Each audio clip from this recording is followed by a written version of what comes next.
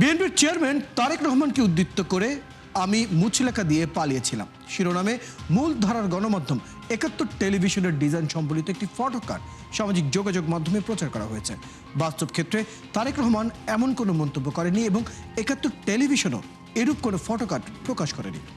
অপরদিকে বাণিজ্য উপদেষ্টা শেখ বশিরউদ্দিন বলেছেন, শেখ হাসিনার সময় দেনা ছিল ২ লক্ষ কোটি টাকা, এবছর উপনীত হয়েছে ২৩ লক্ষ কোটি টাকার উপরে। মুহূর্তে তা ভাইরাল, পরে ফ্যাক্ট চেক করে দেখা গেল এটাও ছিল অপতথ্য। চলুন দর্শক দেখে নিই ফ্যাক্ট চেক।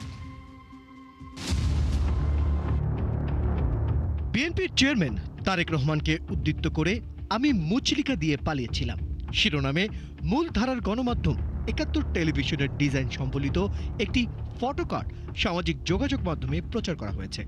বাস্তব ক্ষেত্রে তারেক রহমান এমন কোনো মন্তব্য করেননি এবং ৭১ টেলিভিশন এরূপ কোনো ফটোকার্ড প্রকাশ করেনি।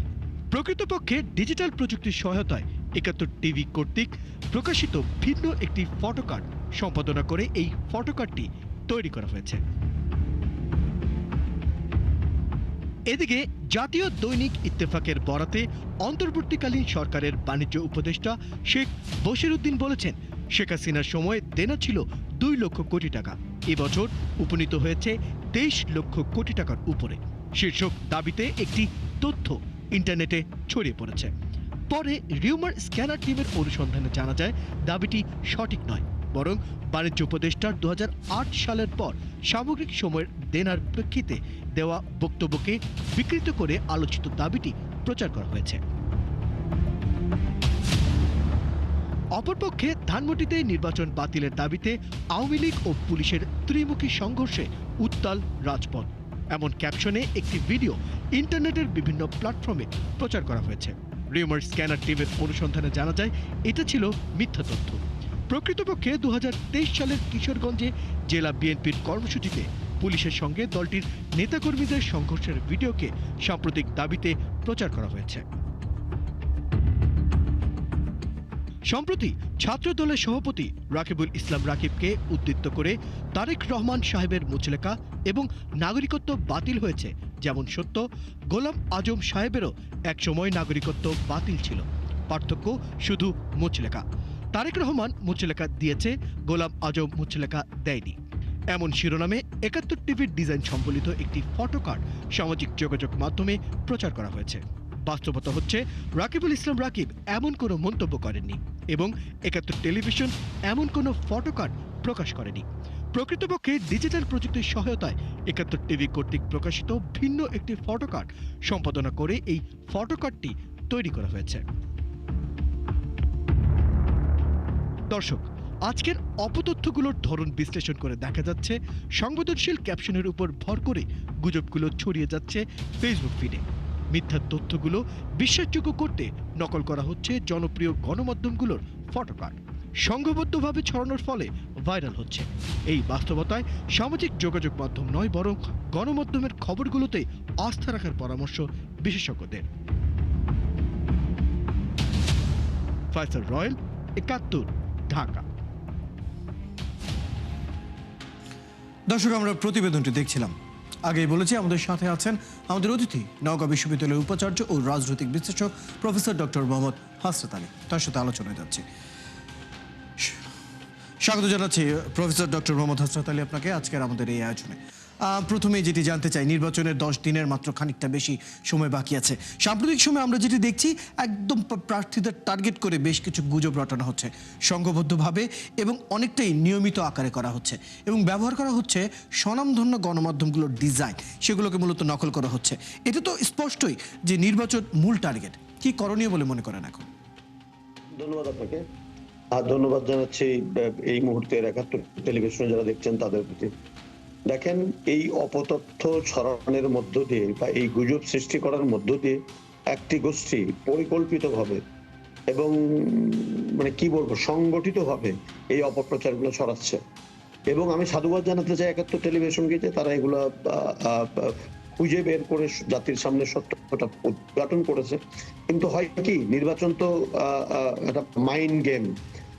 মিনিটের মধ্যে, সেকেন্ডের মধ্যে এই ধরনের অপপ্রচারগুলো এই ভার্চুয়াল জগতের মাধ্যমে এমন ভাবে ছড়িয়ে যায় মানুষের মধ্যে, যে আজকাল আমাদের মতো শিক্ষিত মানুষদেরকেই ভাবতে খুব অবাক লাগে যে কোনটা সত্য আর কোনটা মিথ্যা। শুধু এই কয়টা না, এরকম বহু রকমের পোর্টাল আপনি ইদানিং দেখবেন গজে উঠেছে, বিডি নিউজ, উমুক নিউজ, তুমুক নিউজ, বিভিন্ন অপপ্রচারে বা বিভিন্ন পত্রিকার নামে। আমি আপনাকে একটা কথা বলতে চাই যে জনাব তারেক রহমানের বক্তব্য গত 15 বছর সরকার প্রচার করতে দেয়নি দেশে।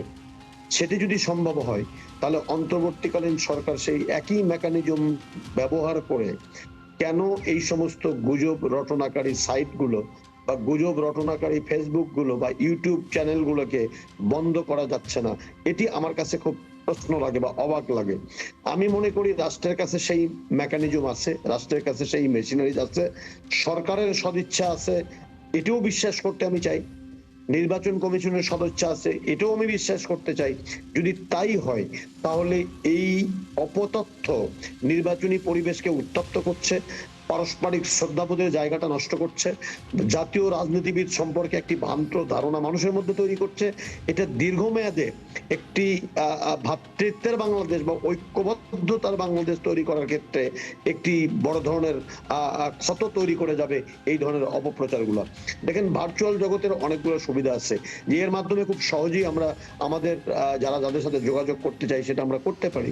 ঠিক একইভাবে যারা দুষ্কৃতিকারী, যারা অপপ্রচারকারী, যারা এই যে বিকৃত ভাষা প্রচার করে আমাদের ছাত্র সমাজের মধ্যে কুরুচিপূর্ণ স্লোগানের ব্যবহারকে রপ্তানি করছে বিদেশে বসে, তাদের এই সাইটগুলা বন্ধ করে দেওয়া কি খুব কঠিন কাজ? এ তো রাষ্ট্রের প্রয়োজনে, জাতির প্রয়োজনে, আমাদের যুব সমাজকে রক্ষা করার প্রয়োজনে, বা এই 18 বছর মানুষ ভোটাধিকার প্রয়োগ করতে পারেনি, সমস্ত দল মত নির্বিশেষে প্রত্যেকটি শ্রেণী পেশার মানুষ অধীর আগ্রহে বসে আছে তাদের ভোটাধিকার প্রয়োগ করে তাদের নেতাকে নির্বাচন করার জন্য। এখানে যার যাকে পছন্দ তাকে ভোট দেবে। কিন্তু এই যে আপনি বললেন তারেক রহমান, এই যে বললেন আপনি বশির সাহেবের কথা, বা এই যে বিভিন্ন কথাগুলো বললেন, এরা সমাজের প্রতিষ্ঠিত এক একটি ব্যক্তি। এই ব্যক্তিগুলোর ব্যক্তি ইমেজ, সামাজিক ইমেজ, নেতৃত্বের ইমেজকে দুর্বল করার জন্য, বা ছাত্র দলের সভাপতির কথা বললেন, বা অন্য অন্য কারো নামে যদি হয় তাহলে সেগুলো কিন্তু খুবই ক্ষতিকর। আজকে দেখেন, একটি এক্স হ্যান্ডেলের একটি রাজনৈতিক দলের একজন বড় নেতার এক্স হ্যান্ডেলের একটি মেসেজকে নিয়ে বড় ধরনের কিন্তু বিভ্রান্ত তৈরি হয়েছে, এবং এটি বলা হচ্ছে যে এটি হ্যাক করা হয়েছিল আইডিটি, তারপর আবার ফিরে পাওয়া গেছে, দুষ্কৃতিকারীরা এটা করেছে। যদি সত্যি হয়ে থাকে তাহলে আমি সেটি মনে করি যে দুষ্কৃতিকারীদেরকে খুঁজে বের করা দরকার, কারাই কাজটি করলো। আর যদি এটি সত্যি না হয়ে থাকে, এটা যদি সত্যি সত্যি যদি এরকম কিছু হয়ে থাকে, সেই বিষয়টিও আসলে আরো যাচাই করে দেখা দরকার। ডক্টর মোহাম্মদ হাসান আলী, আমরা এই বিষয়টি নিয়ে আরো বিস্তারিত আপনার সাথে আলাপ করবো। এই মুহূর্তে আমাদের একটি বিরতির সময় হয়েছে, বিরতির থেকে আবার ফিরে আপনার সাথে ফিরছি আমরা। দর্শক, এই মুহূর্তে আমরা একটি বিরতি নিচ্ছি, সঙ্গে থাকুন। দর্শক, আমাদের সাথে আছেন আমাদের অতিথি প্রফেসর ডক্টর মোহাম্মদ হাসান আলী, তার সাথে আমরা আলোচনা ফিরছি। ডক্টর মোহাম্মদ হাসান আলী, আবারও স্বাগত জানাচ্ছি। একজন রাজনৈতিক বিশ্লেষক হিসেবে সাম্প্রতিক সময়ে আমরা গুজবের যে ধরনের ধরন দেখতে পাচ্ছি, যদি একটা উদাহরণ ধরি, শহরের মানুষ হয়তো কিছুটা হলেও আন্দাজ করতে পারে কোনটা সত্য বা কোনটা মিথ্যা, বা গুজবের ব্যাপারটা নিয়ে ডবল চেক করার একটা সুযোগ থাকে। কিন্তু প্রান্তিক মানুষগুলো কি এই জায়গা থেকে এতটুকু সচেতন হতে পেরেছে, কি মনে করেন? দেখেন, গ্রামের মানুষ আগের চেয়ে এখন অনেকটাই সচেতন, এটি সত্য।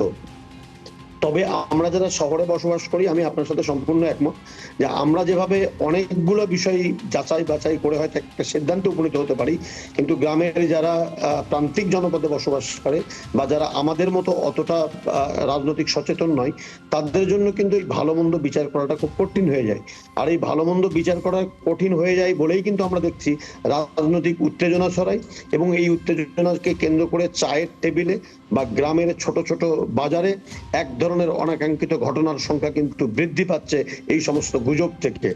আমি একটি কথা বিশ্বাস করতে চাই যে অন্তর্বর্তীকালীন সরকার প্রধান তিনি ইতিহাসের সর্বশ্রেষ্ঠ নির্বাচন উপহার দিতে চেয়েছেন জাতিকে। এদিকে প্রায় 4.25 কোটি ভোটার এবং প্রায় 50%, মোর দেন 50% ভোটার এবার নারী। অতএব এবারের নির্বাচনে কারা জিতবে কারা জিতবে না, এই দুটি শ্রেণীর ভোটাররা কিন্তু একটি গুরুত্বপূর্ণ ভূমিকা রাখবে। অতএব সেই ক্ষেত্রে নারীরা, আমরা জানি যে তারা একটু আমাদের গ্রামে একটি ধর্মপরায়ণ মানুষ, তারা ঠিক ওইভাবে যেভাবে বা পুরুষরা যেভাবে চিন্তা করে, আমি নারীদেরকে ছোট করছি না, যারা গ্রামে, আমার মায়েরা যারা গ্রামে এখনো বসবাস করে, তারা ওইভাবে কিন্তু আমাদের মতো নয়। সেই জায়গায় থেকে এই নারীদের কাছে যখন এই ধরনের অপব্যাখ্যা, অপতথ্য বা এগুলো যখন যায়, তখন তাদেরকে একদিকে মানসিকভাবে একটা চাপে ফেলে, অন্যদিকে সিদ্ধান্তকে প্রভাবিত করতে পারে।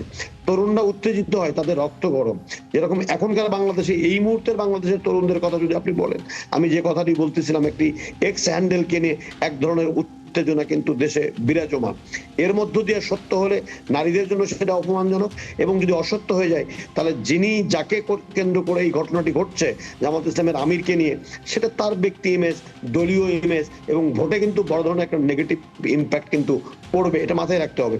এই জন্য, আর আমি একটা ব্যাখ্যা একটু দিতে চাই, আজকে সুযোগ যেহেতু পেলাম, যে যারা এই অপতথ্য করে তারেক রহমানের ইমেজটাকে ক্ষুণ্ণ করতে চেয়েছেন, তারা সেই দিন কতটা রাজনৈতিক সচেতন ছিলেন বা কতটা বয়স ছিল তাদের, আমি জানি না।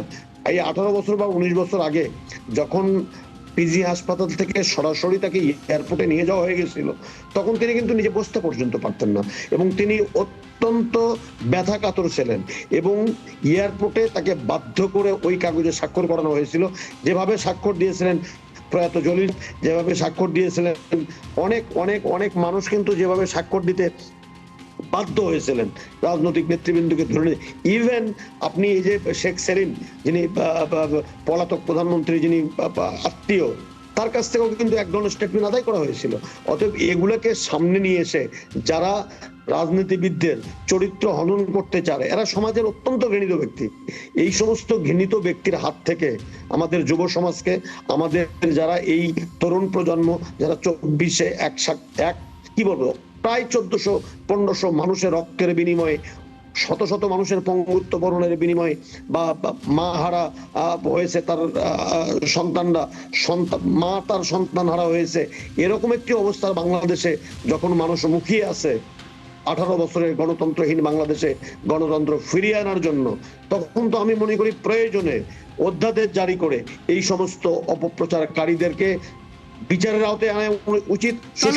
আমরা বলতে পারি তো তাদের, যারা এইসব গুজব ছড়াচ্ছে, তাদের বিচারের আওতায় আনা উচিত, এবং সাধারণ মানুষকেও আরেকটু সচেতন এবং ডাবল চেক করার আসলে একটি প্রবণতাও আমরা এখন শেষ মুহূর্তে দেখতে পাচ্ছি। ডক্টর মোহাম্মদ হাসরাতুল্লাহ, ধন্যবাদ সময়টুকু দেওয়ার জন্য, ধন্যবাদ আজকে আমাদের সাথে যুক্ত হওয়ার জন্য। দর্শক, আমাদের সাথে আমাদের অতিথি যুক্ত ছিলেন নওগাঁ বিশ্ববিদ্যালয়ের উপাচার্য ও রাজনৈতিক বিশ্লেষক ডক্টর মোহাম্মদ হাসরাত আলী, তার সাথে আমরা কথা বলছিলাম। দর্শক, আপনারা আছেন ফ্যাক্ট চেক নিয়ে একাত্তরের নিয়মিত আয়োজন ফেক নিউজ স্ক্যানারে। প্রতিদিন আমরা রিউমার দূর করতে হাজির হব ঠিক একই সময়ে একইভাবে। আপনারা আমাদের সাথে যুক্ত হতে পারেন। যে কোনো খবর যদি আপনাকে সংশয় ফেলে, সেটা একটি স্ক্রিনশট আমাদেরকে মেইল করতে পারেন fns.71tv@gmail.com, অথবা ফেসবুকে যোগাযোগ করুন www.facebook.com/fake-news-scanner-এ। আমরা সেই তথ্য ফ্যাক্ট চেক করে আপনাদেরকে জানাবো। চটকদার শিরোনাম দেখে ক্লিক করবেন না। বিশ্বাস আর প্রতিক্রিয়া জানানোর আগে ফ্যাক্ট চেক করুন, আর থাকুন 71-এর সাথে।